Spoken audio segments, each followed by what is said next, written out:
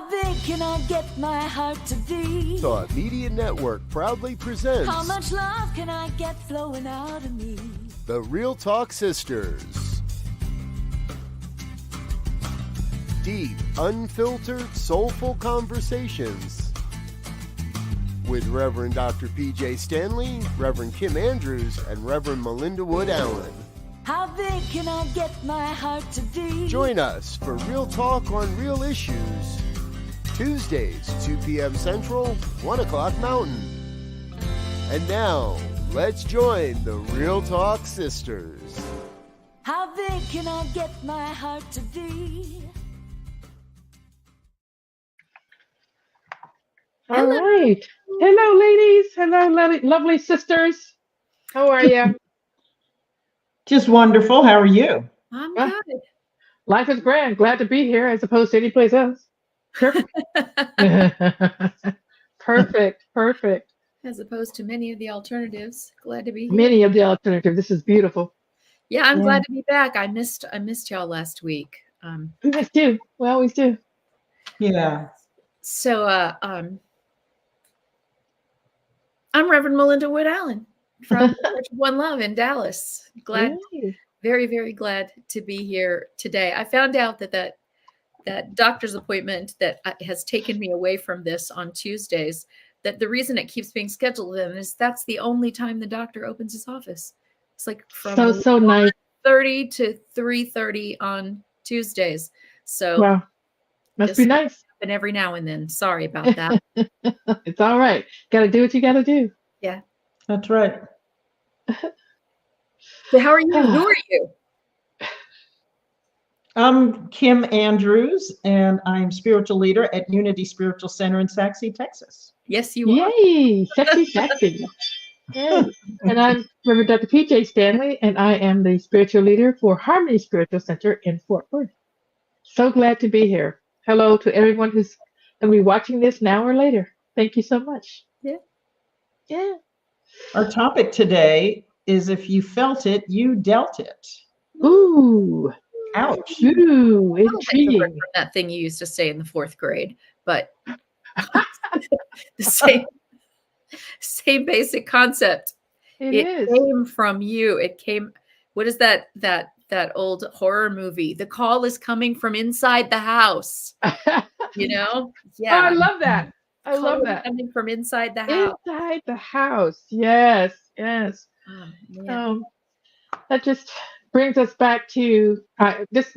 So my take on what this means is it just brings me back to, if something's bothering me, the first thing I need to do is look within. It's an inside job. It's an inside job. Look within. Why is that bothering you? As opposed to looking outside and saying, why are they doing? Why are they? Why are you? Why is it bothering you?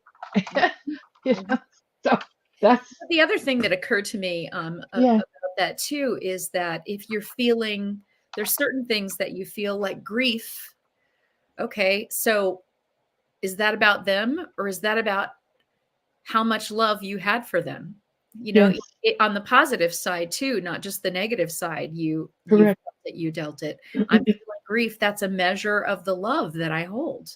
So it can, that's that's great. That's a great view of it. Exactly. And I know sometimes I was just talking with, I have some partners in believing in the coaching side of things that I do. And we were just talking about, just visioning and just kind of what comes to you and what does it mean? How do you explain things to people? One thing where you don't. What you're simply trying to do is pull it out of them. Why does it matter to you? Why is this important? Because it doesn't matter what I think. Yeah. Doesn't matter at all. On that end, when I'm talking to someone else, on my end, it doesn't matter what you think. So it goes both ways. Doesn't matter what I think for you. Doesn't matter what you think for me. What matters, what's going to fix it, if it needs to be fixed, what's going to change it, what's going to bring understanding, is it's an inside-out job. So it's just inside out. Yeah. That's all there's to it. Everything is an inside job, right? Mm-hmm. Yeah.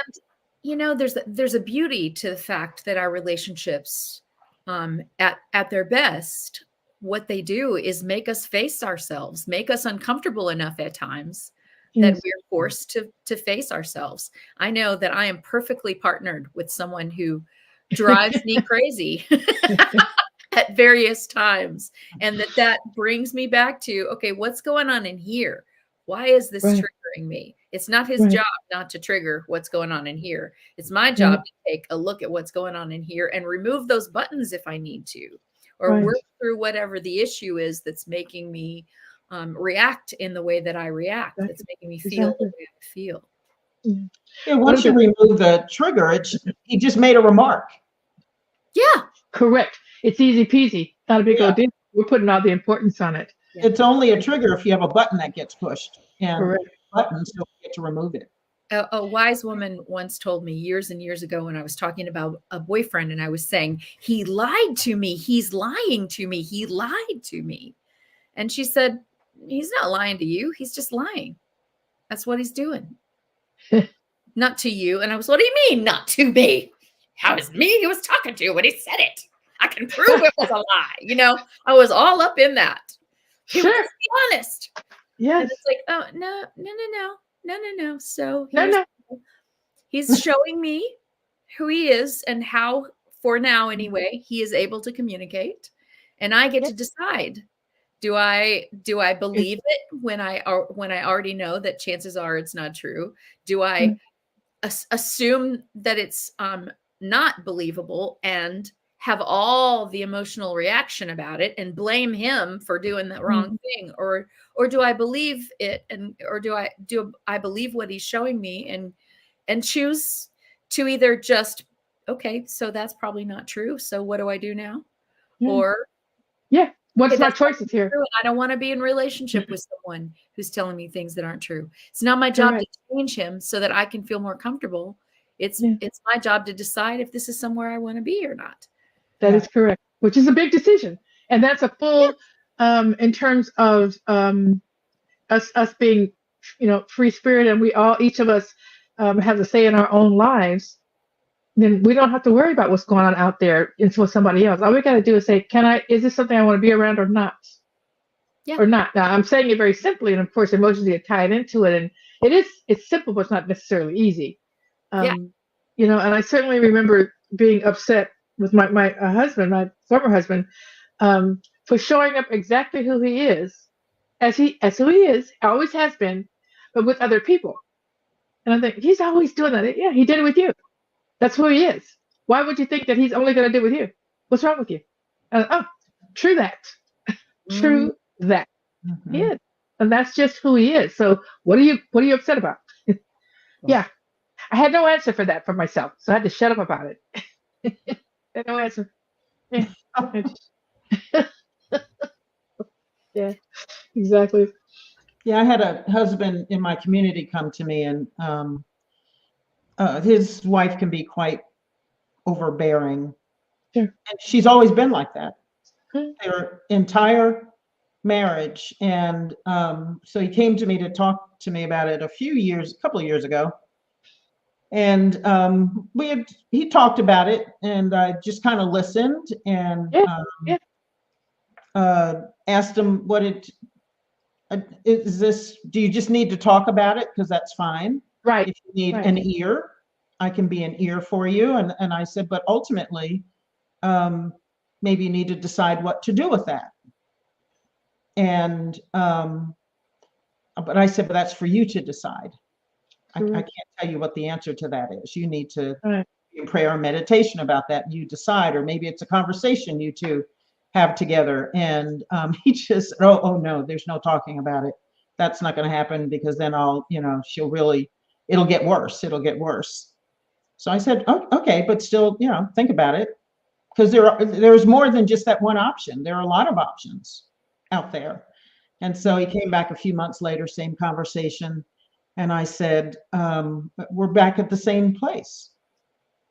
You get to decide what to do about this. She's been this way for 20 years. So yeah. So why is it bothering you now? You're just dealing with that. So what do you want? And he said, well, I just need somebody to talk to about it. And I said, but this is the second time, and we're not going to do it a third unless you're going to make a change.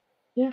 And if you want support, or you would like to talk about what are the options, or you want to, or something, but we're not going to repeat. No, the it's a waste of venting. time. You're We've already just talked about this. retelling the story without being willing Right. to do anything about it. That And I said, that is your choice as well, right. but I don't want to, I'm not participating in it with you.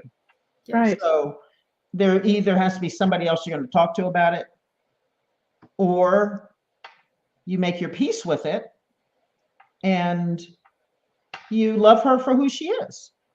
Yeah. And decide to, it's a decision. It's just a and then decision. stop complaining about it, because this is who she is and you just love her.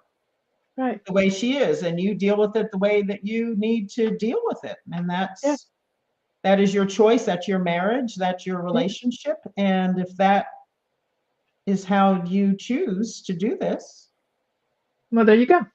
there you got to go. feel better But about I can't help you. Yeah. And that's the thing. I think the reason it's so difficult is because we want to take it personally. Look what she's doing to me. Right. As soon as you take the to me out of it, it's just what she's doing. Yeah. It's just what she's That's doing. what she's And then doing. it can be an annoying behavior or a frustrating behavior, and you can decide whether that's something you want to deal with or not.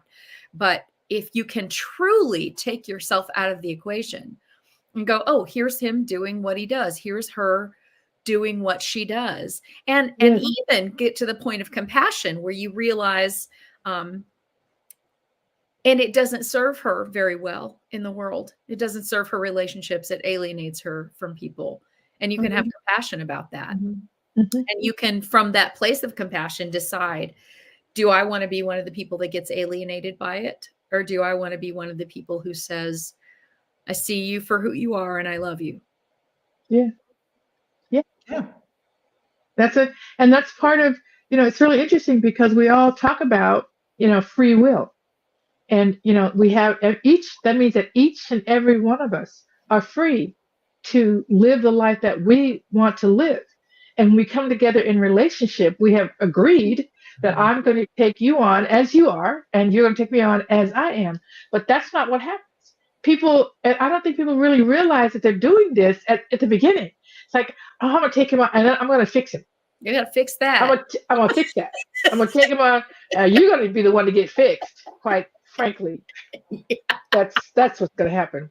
Yeah, that's what's going to happen. So, and I remember, my former husband Jason, he would come into a room to get into a conversation and just start talking and sharing things with me. And I had no place to, I don't know, like, where are you at? Like, how? And I was just no context whatsoever.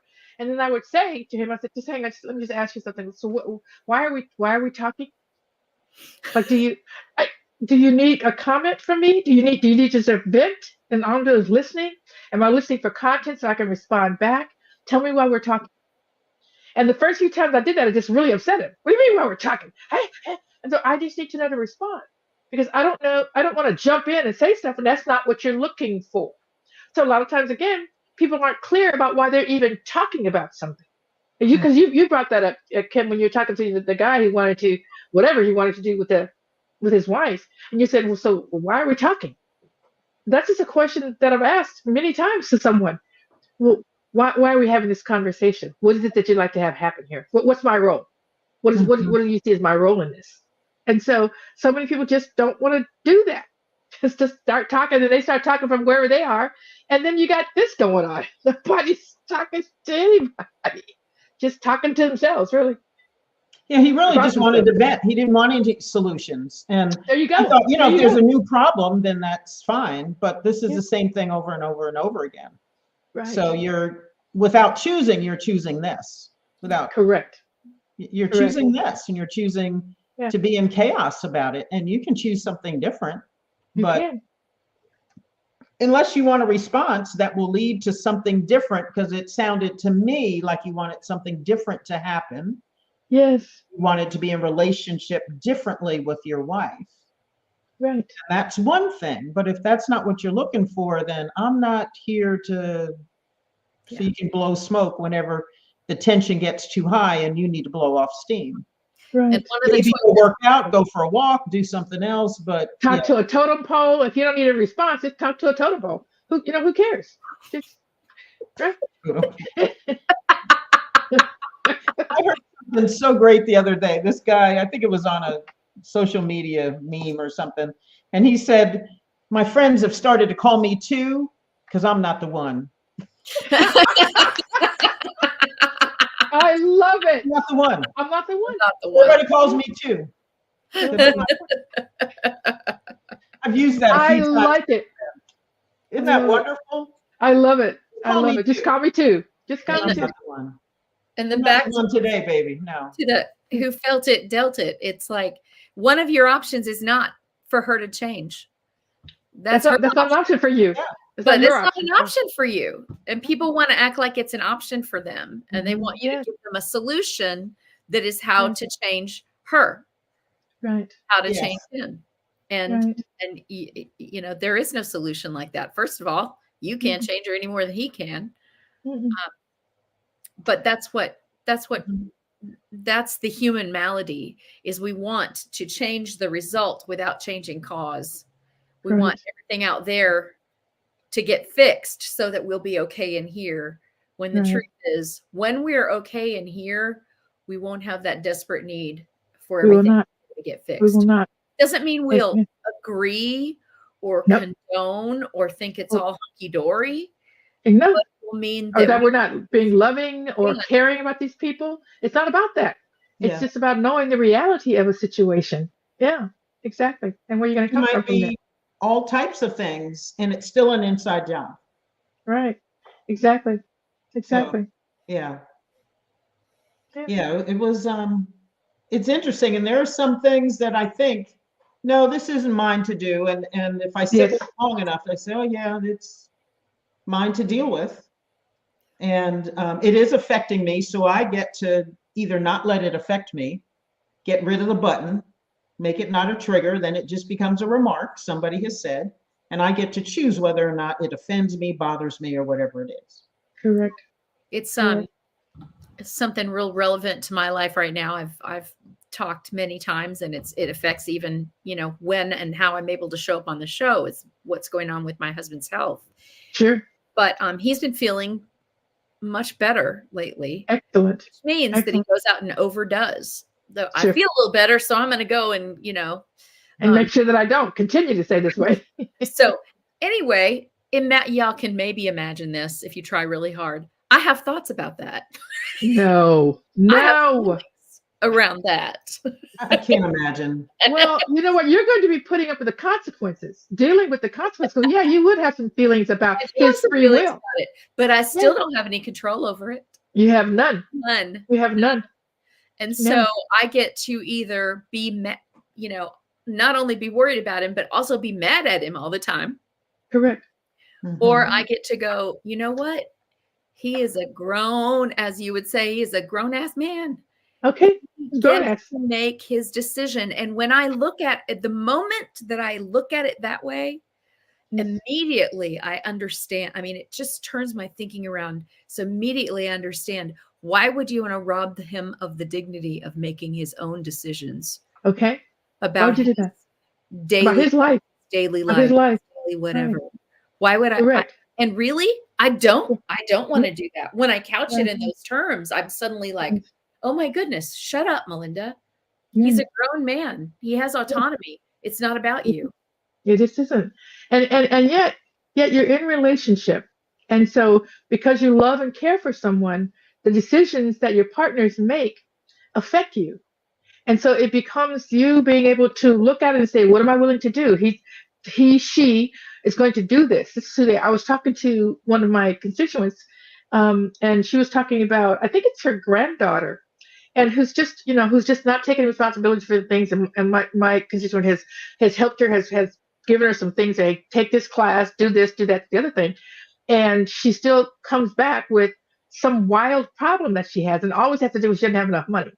And so, she was in another desperate need. And so my constituent called me, and she said, what do you think? This is what I want to do. And I no, she wanted me to counsel the girl. That's what it was. She wanted me to counsel her. And I said, no, I'll counsel you. She ain't asking. She's not asking, honey. And I'm not going to take any of my time to talk with anyone who hasn't said they want counseling. It's a waste of my time and a waste of your money because you're going to have to pay for it. Yeah. So no, I'm not going to do that. And she goes, what do you think I should do? I said, I think you should make it clear. It's clear to me that you want to help her out of this. And even though you're aggravated about all that, you want to help her out. That's fine. You've also given her an alley, a way for which she can stop getting into these situations. So you can make the thing that you're doing, not a condition, but you say, I will give it to you. But here's the thing. Don't come back to me again because I've already given you an avenue for which you can make money. You don't take that avenue. This avenue for borrowing money from me is shut down to you. And own that if you can do that. If you can't, do what you can. Do what you can do. If ultimately you're going to own that it's your choice. And own it that it's your choice. It's not her. You've made the it's not about her. It's about you. Okay? Yeah, exactly. The girl's already made her choices. But you keep insisting that you got to bail her out. All right. Well, then she knows that. So, okay. There you go. It's about time for us to take a break. Okay. So we will be back in just a couple of minutes and continue this discussion. Yes. I felt it. I dealt it. Yeah.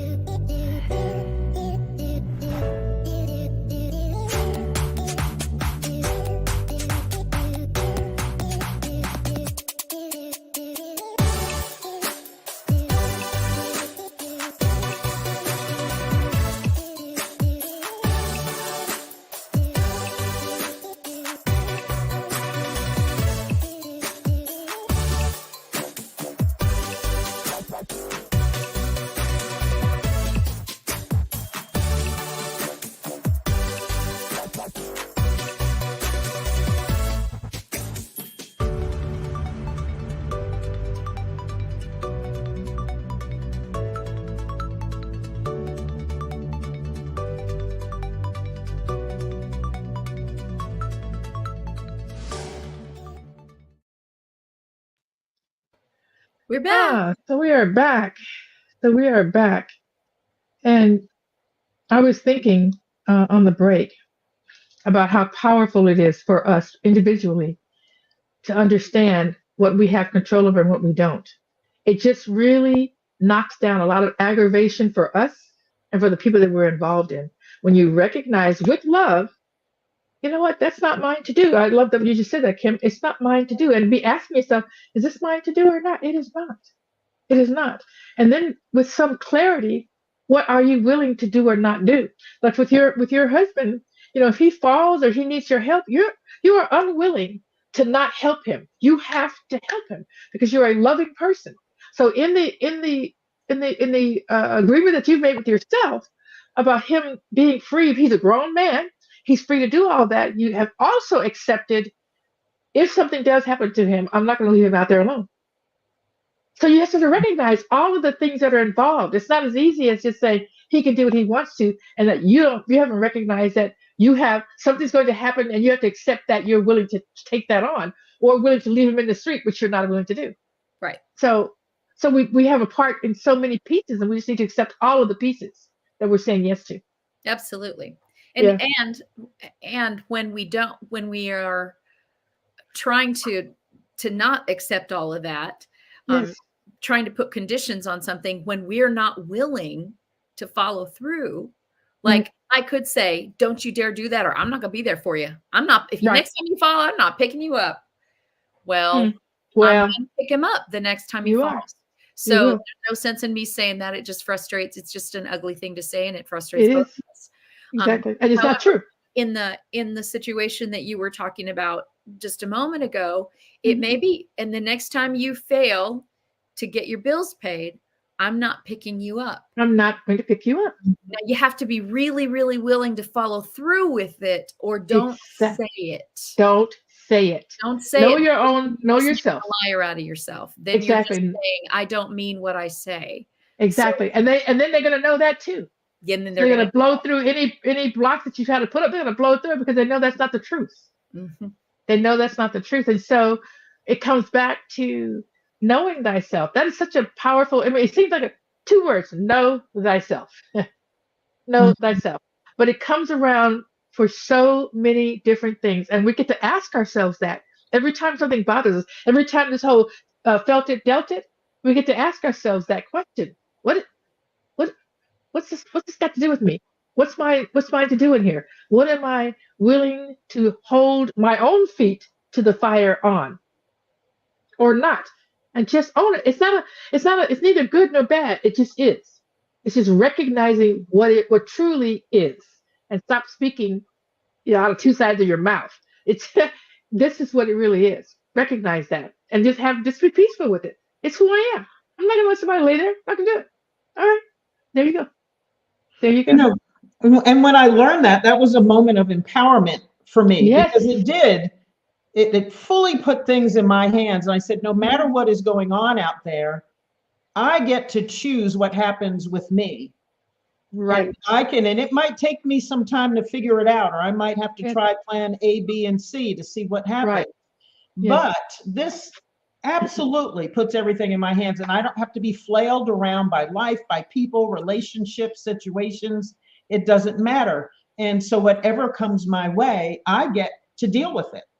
Exactly. I get to choose what happens with me. And right. because before I got to that, every single thing pulled the rug out from under me, everything. And so my life was chaotic. It was stressful. I always felt like like I was besieged and under conflict. And I was, because everything was a thing. Everything. Yes. I love it. Everything was a thing. Everything was a thing. And I had judgment about everything. And after a while, I just, like Melinda said, I stopped personalizing things. This is just the way it is. And how do I want to deal with this? If I'm in a relationship that's driving me crazy, I can step out of it and say, I'm sorry, I'm not doing this anymore. I'm not doing it. Yeah. Or this is how I feel. I'm bringing it to you. Is this something that we can work on together? And if not, then I'm out of here. And I had a relationship where, I was living with somebody. I had to save up money to get out. And it took several months. Right. And so in the meantime, I created emotional distance from him. And I knew he was going to come and go. He was hanging out. He was drinking. I don't know what he was doing out there with whom or whatever. I didn't know. But I disconnected. And so if he came in at 3 a.m., I didn't care. Right. Right. And I knew I was working on my exit. And I was counting down the days, and I was planning everything. I was starting to pack. And it got so bad by the time my moving day came, he was shocked. Yeah. So for like 2 weeks, I had boxes in the living room stacked up. And so, I mean, if I saw that, I would automatically think, oh, somebody's moving. There's only 2 of us here. It's got to be the other person. So, it's kind of easy math. It's kind of a no-brainer there. Yes. And so the day I'm moving out, I'm sitting on the couch with the boxes in the living room. Denial is not just a river in Egypt. Yeah. That's right. And he said, what's happening? What's happening? What? As the moving van's backing up to the door. Yes. What's happening? And I said, well, I'm moving out. I said, I told you that a month ago.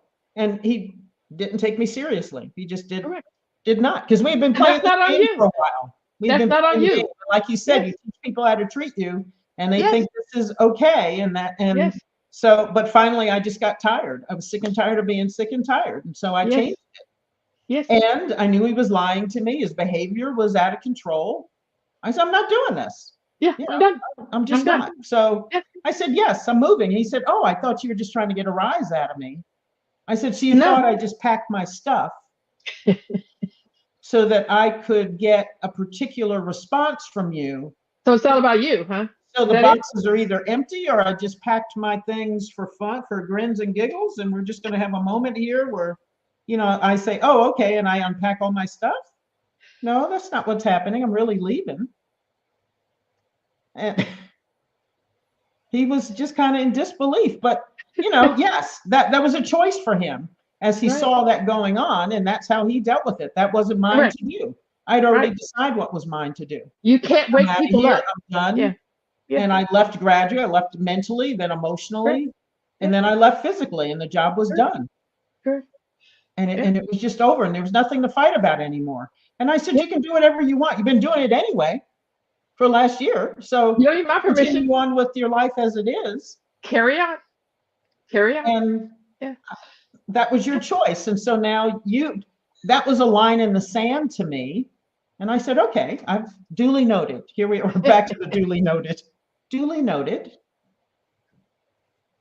Call me too, because I'm not the one. Yeah. I'm moving out.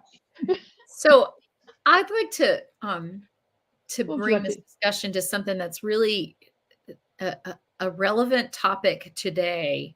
And someone was talking to me the other day about a woman in her office who she said, she just makes me miserable because everything I do makes me miserable. Right, she says that the woman says, that's a trigger for me. You can't do that because that's a trigger for me. When you bring that food, that's a trigger for me. When you say that word, that's a trigger for me. And that's a big thing now. We're saying, it is. I'm triggered. We all learned a psychological term, and now we're using it. And I believe I get triggered by stuff. Sure. Absolutely. Absolutely. But I understand it's my job to do the work to remove the trigger. It's not their job. Correct. To not trigger me. And it's shocking, isn't it? And yet, it's until shocking. we're at that point, though, I mean, compassionately here, not just until we're at that point, triggers can be an extremely painful thing, especially before we're aware of them, or before we're really aware of what they are. I don't know why when that guy talks to me and leans a little bit close, why everything in me is fight or flight, get out of here, get out of here, get out of here, when really he probably doesn't mean anything by it. There's his intention, and then there's the way I receive it.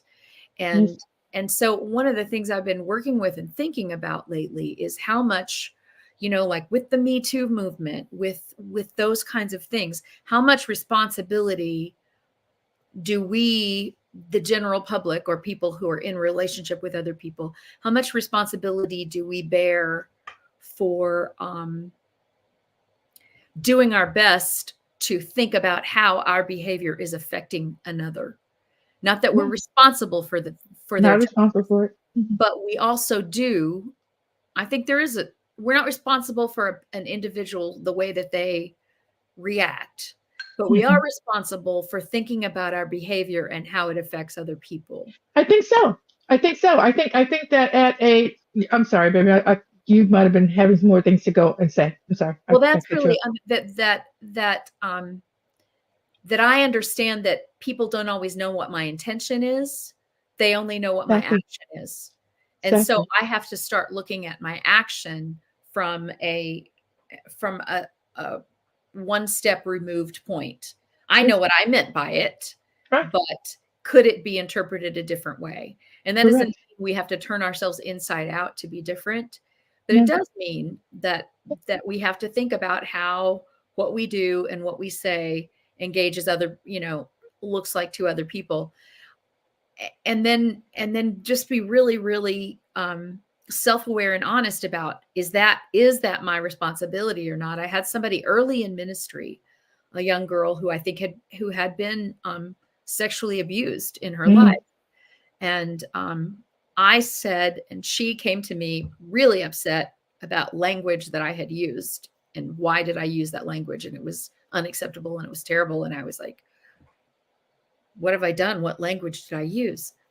And I think I used the word penetrate. And,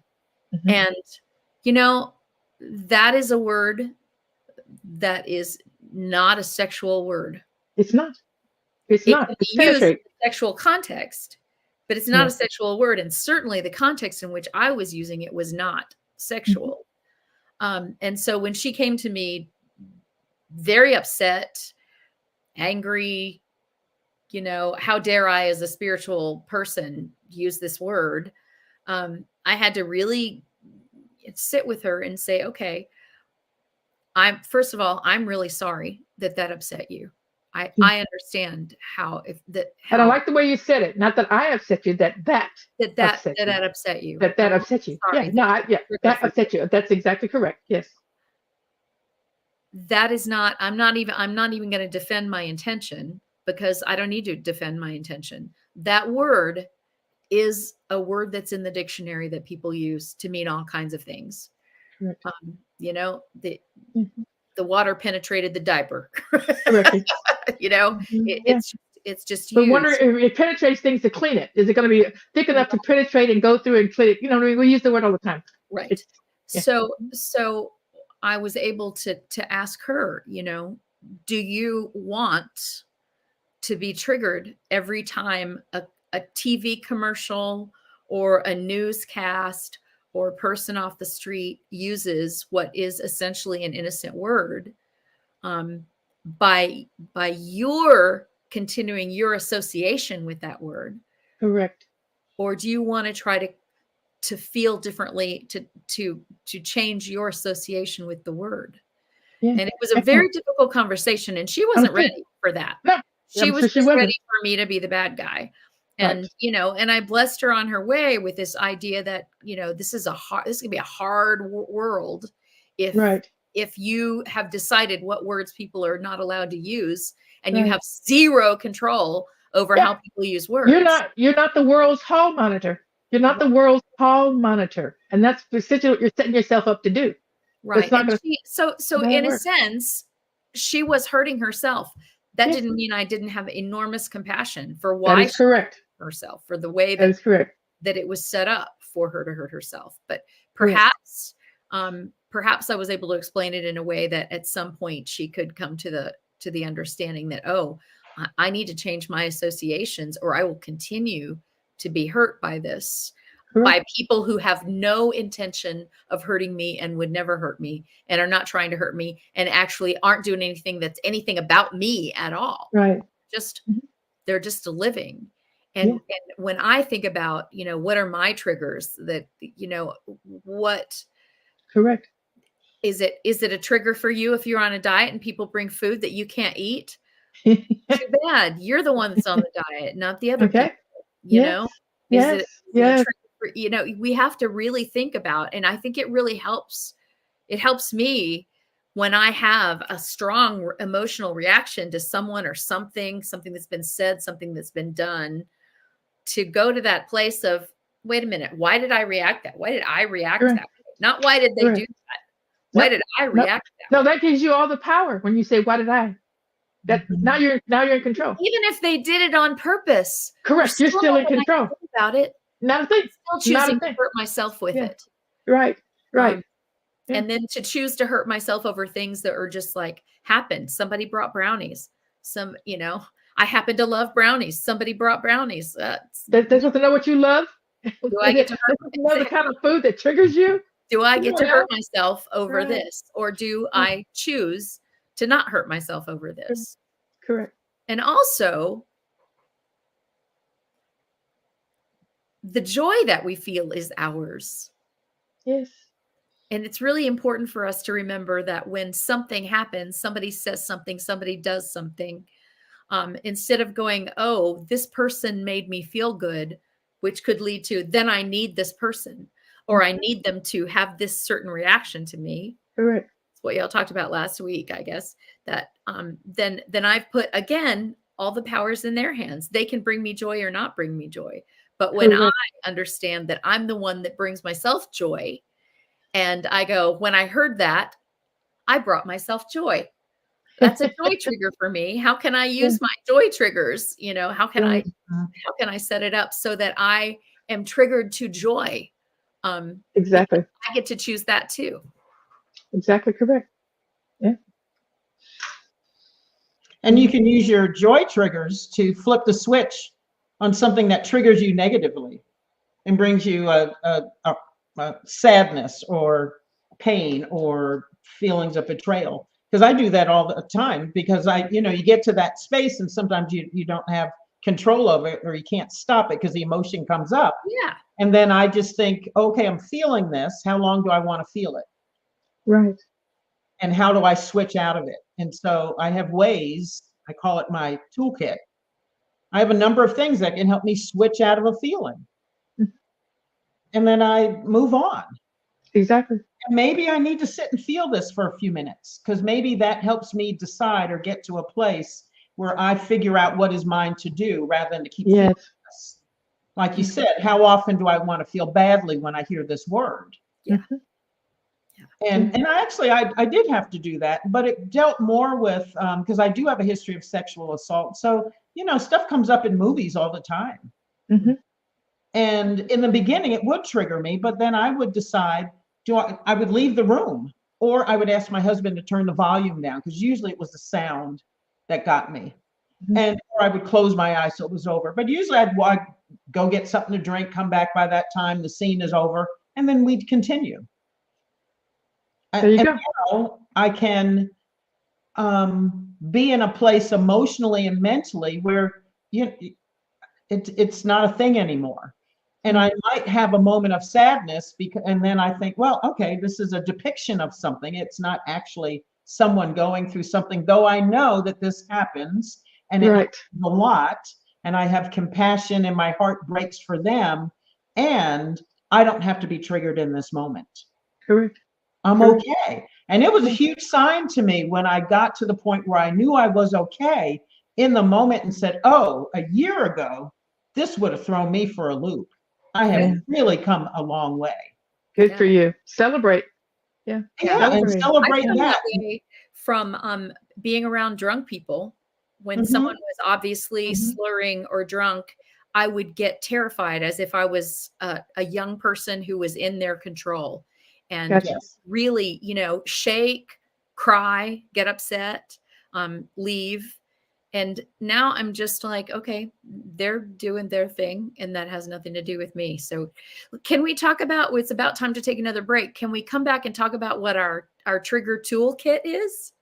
Yes, I'll definitely, that's on my thing right here. So yes, I just wrote it down that I want to come back to it. And that's exactly what this is. So yes, let's do that. Awesome. Trigger toolkit.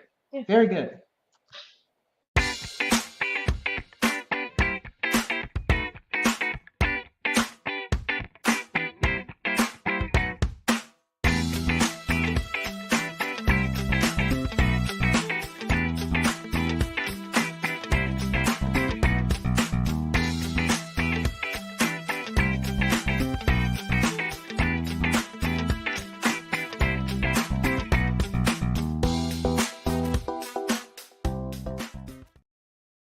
All right.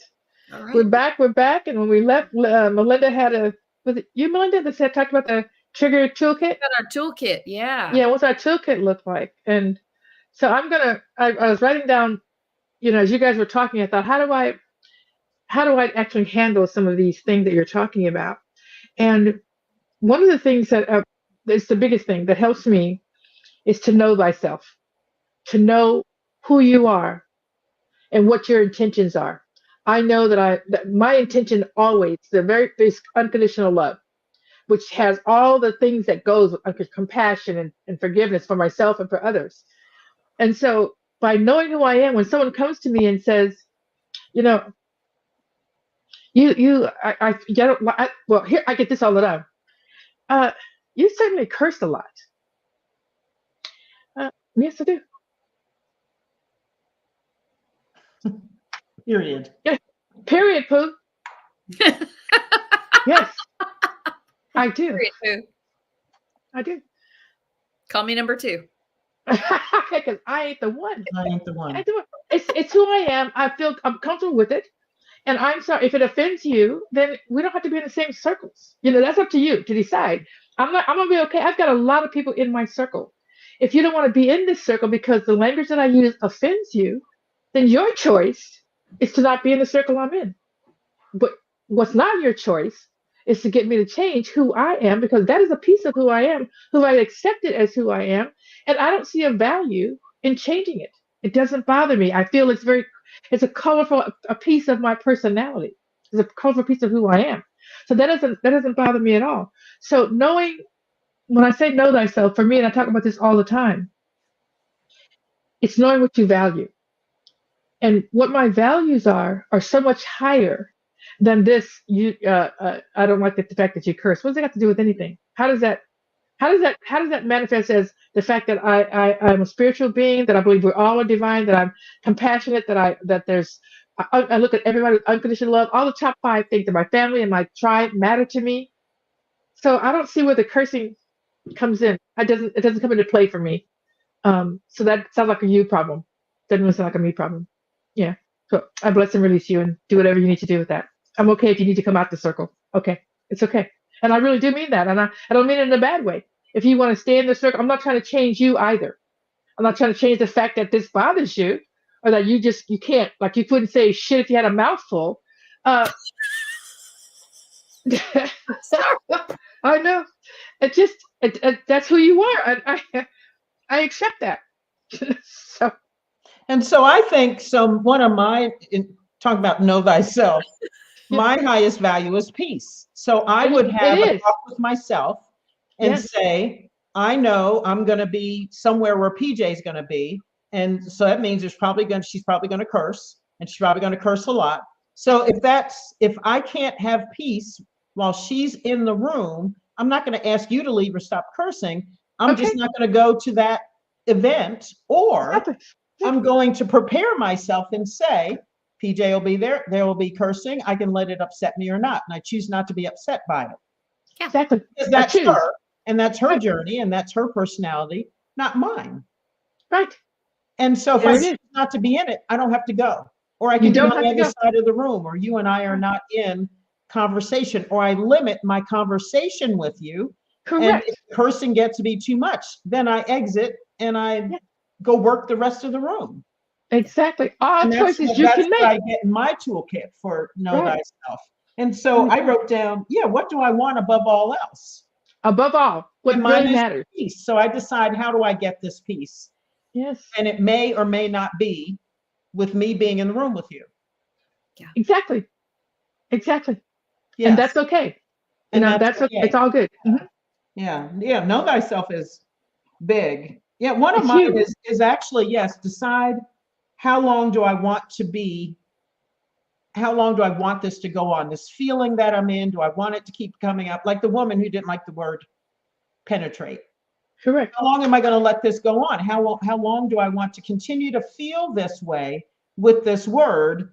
And that ties into one of my other tools, which is, I'll get to the cause of the trigger. Yes. I will say, maybe I have to pray about it, meditate about it. Is it something in my past? Is it that I was victimized? And so that word is caustic for me. And then spend time healing whatever the cause was, and then you remove the button. There you go. Just take it, just deactivate it. Just deactivate the button. And then you can either deactivate it, or you can just have no button at all to be activated or deactivated. Sometimes it's as easy as just going, I'm not vulnerable to that. Yeah, exactly. I'm not a victim. I'm not a child. I'm not going to do it. They can do what they want to do. It has nothing to do with me. Zero. Take yourself out of the situation, and it can be that easy. It can be that. It really can. It really can. The wallpaper on my phone now, I have a quote that says, "No situation or circumstance has power over me. Every day and in every area of my life, I live for my divine nature, and I'm wholly and completely free." That's it. So every time I turn on my phone, I say that out loud. And that's knowing thyself and decide, what do I want? No situation or circumstance has power over me. It doesn't. And if it does, I've chosen that. Yeah. Right. I've chosen that. And you can unchoose it. You can uncheck it. You can unchoose it. At any point. If you choose it, you can go, I chose that, and I choose to wallow in it for a while, and that's okay too. That's all right too. It's not about a judgment. Mm-hmm. It's really not. Knowing that recognition. It's recognition and decision. And when you know it's your choice, it's so much easier to deal with than when something has power over you. Correct. Like you feel like it's been put upon you. It is not. You've accepted it in, and you can release it out anytime you want. Yeah. You really can. I remember one of the worst feelings in the world is feel like you're between a rock and a hard place. Yes, exactly. And I remember having this gentleman that I work with, and I'm telling you, every time he walked to the office, I would just get this feeling. I can't stand this guy. I don't know this guy. I'm not in his personal life. I have no idea why, when he walked into the room, that's what said, can't stand this guy. Finally, I realized he looked like my father. He looked like my dad. And I went to him and I told him, I said, you probably noticed, because I certainly have noticed, that when we're together, there's some friction, there's some strain going on between us. And I said, and I just want you to know, it is not your fault. It's wholly and absolutely mine to deal with. Mine to deal with. So you can just ignore it. You can just go past me, whatever you want to do with it. But whatever's going on between the two of us, not you. It's not you. And he said, oh, great. Yeah, because I was feeling something. I said, yeah, it's not you. Not you at all. I have some things to deal with. Nothing you can do about it. I'm working on it. So thank you. Just so you know. Let it. Don't worry about it. Yeah. Yeah. So I still had so much work to do with my dad. It wasn't going to go easy. Like it wasn't going to be able to drop easy. And so I didn't want him to worry about it. Just say, well, she's just being a bitch today. Move on. Okay. Move on. So I would say that one of my highest values is compassion, is empathy, is to be able to see it from the other person's point of view, and for that to trigger my compassion and my ability to love unconditionally. Yes. And so, you know, a lot of times, like I said, with the example I used with Bob, would I want someone who purported to love me and was my life partner to be trying to interfere with my own autonomy, my ability to make decisions about my own life and my health? Exactly. You would not. Well, here's the deal. I don't like it when anybody tells me to do anything. Hello. Hello. But somehow I like to tell other people what they should do. Once again, got to know myself there. And the moment I can fit from their point of view, get outside of myself and think of it from that point of view, it's like I don't even have to work through it. It just instantly dissolves. And in a lot of situations in my life, I've done so much instant dissolving that now there's not even anything to dissolve. Because like you said, the button's not there anymore. It's not that I'm figuring out how to not get it pushed. It's not even there. Simply not there. It's just the thing is not a thing. The thing is no longer a thing. Yeah. Just call it. It's not the one. Sorry. Exactly. And so there's just so much. There's just so much power. We'll come back to that. So much power that we give away when we let someone else. Back to this woman who was saying, you said the word. Was it you that talked about the penetrate word? Was that for you, Melinda? Just giving your power away. And you're telling the people outside of you have control of it. And I understand that when you have been victimized, that is a place that you go to because you have been victimized. Someone did have power over you. And to finally be to a place where you recognize, yes, that was then when I had, I was little, I was younger, whatever it was, that they were my dad, my mom, someone that did have power over me. And now I'm here. So to just transition yourself from that space to this space, I'm not that little girl anymore. I'm not that. And so, so back to your point, Melinda, about compassion and empathy for what people have gone through. And even recognizing, I think because of, us being ministers, us having done the work, us just being with the sister thing, just talking to people all the time, we recognize when there's work to be done. And we realize that until we do the work, this is going to keep on happening. We are fortunate, so fortunate to be in this arena where it's always upon us. It's always in front of us to say, okay, what's mine to do next? What's the work for me? Most people don't have that, aren't living with that all the time and saying, no, that's. And so they do feel completely victimized. They do. And I get that.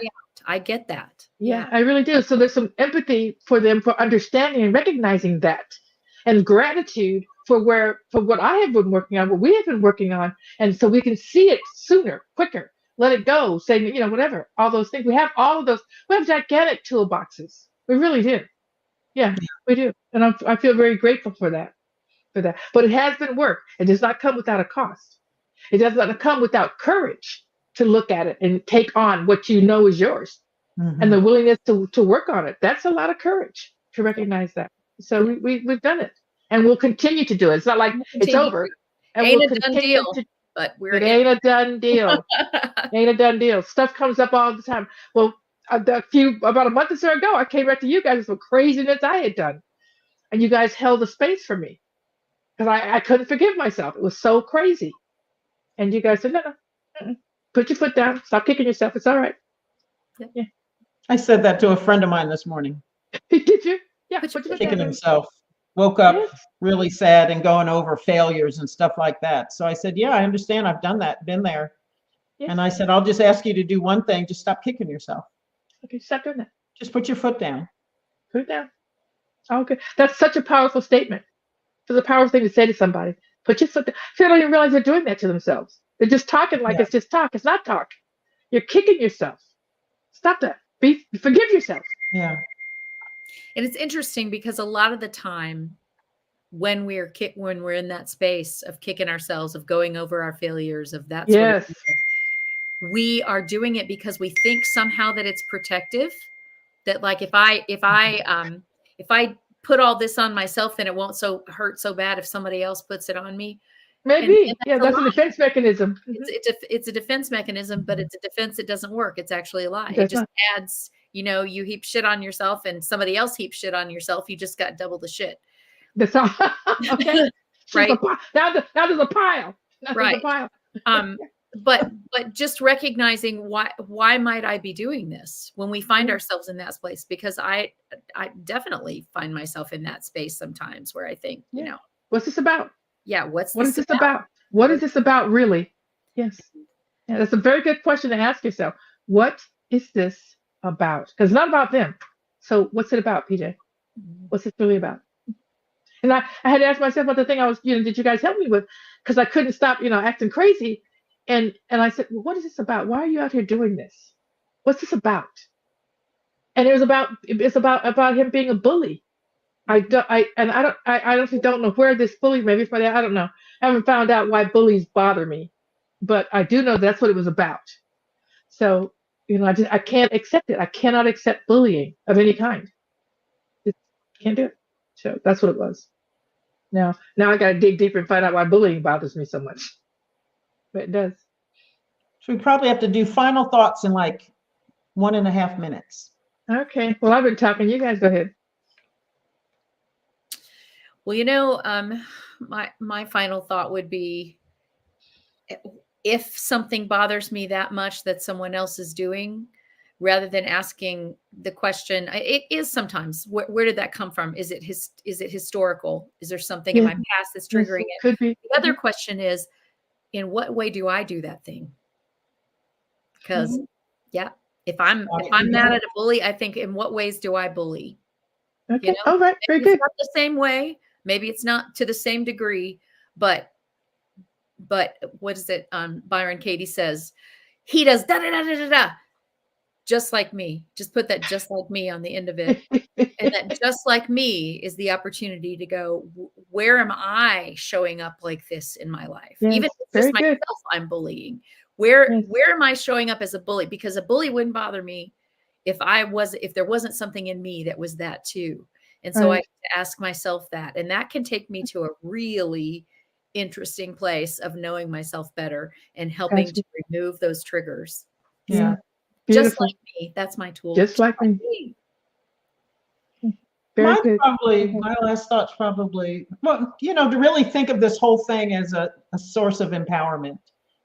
Yeah. And that I get to decide what I'm the boss of me. Yes. I'm the boss of me. I don't have to be the one today. Just call me two, whatever it is. And I get to be that. And I get to decide how the world affects me. I choose not to be a victim. I choose to be empowered by this. Yes. Period. My choice. Period. And I get to remove the buttons if I want to, or I can continue to be triggered and go crazy. And if I choose that, yes, no judgment. You are still love. You are still a divine expression. You're just choosing to live in a particular way and be at peace with that. If that's what you want. Exactly. Be at peace with that and stop kicking yourself for it. Okay. Exactly. Because if and when you're ready, you'll do what you need to do. But you may not ever get ready, and that's okay. It is what it is. It is what it is. So we appreciate our producer, Zoe. Thank you so much. Thank you, Zoe. You rock. We love you. We do love you. Thank you to everybody who's listening. Today. Thank you.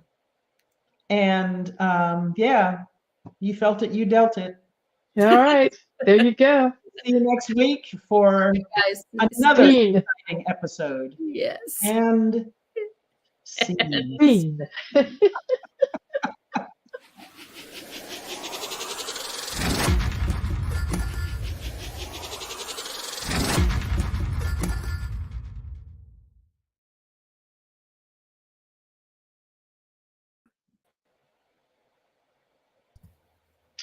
Just looking at my calendar, trying to see what am I doing. I don't want to be late for something else. I'm good. Thank you. You're doing a flamenco dance? A round of applause. A round of applause. Castanets. Very nice indeed. Yeah, good show, ladies. Always. Thank you. Sometimes we start a show. I just think I don't know where we're going with this thing. Oh, yeah. But we But always go clearly- somewhere. It doesn't. I mean, we're clearly. Well, that's why we started it, because we could sit around and talk for hours. Doesn't matter. Don't matter. We'll find something to say. And just when I think at the